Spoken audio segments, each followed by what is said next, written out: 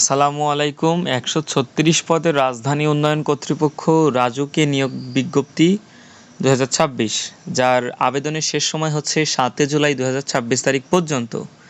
আর এখানে পদের সংখ্যা হচ্ছে ১৩৬ জনকে নেবে।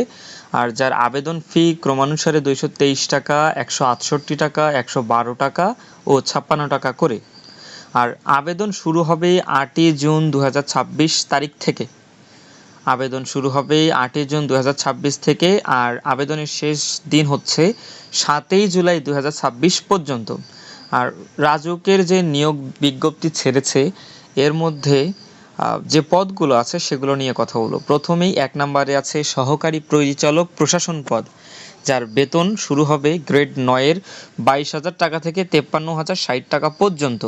আর এখানে পদ সংখ্যা থাকবে ৫ জন, আর সর্বোচ্চ বয়স সীমা তাদের ৩২ বছর। অর্থাৎ আপনার যদি ৩২ বছর না হয়ে থাকে তাহলে আপনি এই পদের জন্য আবেদন করতে পারবেন। তবে ন্যূনতম শিক্ষাগত যোগ্যতা সেটা হচ্ছে দ্বিতীয় শ্রেণীর স্নাতক সম্মানসহ দ্বিতীয় শ্রেণীর স্নাতকোত্তর ডিগ্রি থাকতে হবে। মূলত আপনি স্নাতক বা অনার্স পাশ করলে এই পরীক্ষায় আবেদন করতে পারবেন। এছাড়া ২ নম্বর যেই পদ আছে সেটা হচ্ছে সহকারী পরিচালক অ্যাটেন্ড ও ভূমিতে।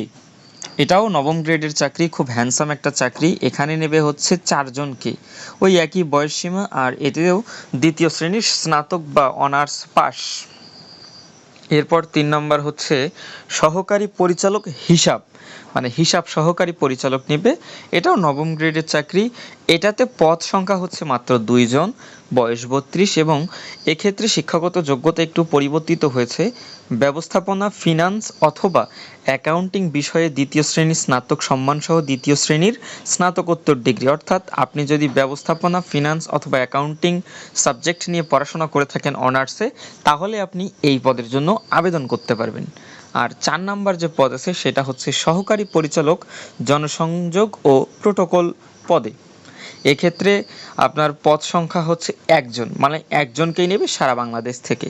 আর এক্ষেত্রে যোগ্যতা হচ্ছে সাংবাদিকতা, আন্তর্জাতিক সম্পর্ক বা সাংবাদিকতা ও গণযোগাযোগ বিষয়ে ডিগ্রি থাকতে হবে। পাশাপাশি প্রতিবেদন তৈরিতে পারদর্শী ও জনসংযোগ কাজে অভিজ্ঞতা থাকতে হবে।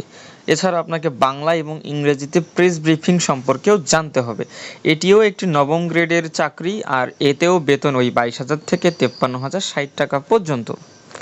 এছাড়া পদ আছে সহকারী পরিচালক, সহকারী প্রকৌশলী সিভিল, সহকারী প্রকৌশলী যান্ত্রিক, সহকারী অথরাইজড অফিসার, সহকারী নগর পরিকল্পনাবিদ, সহকারী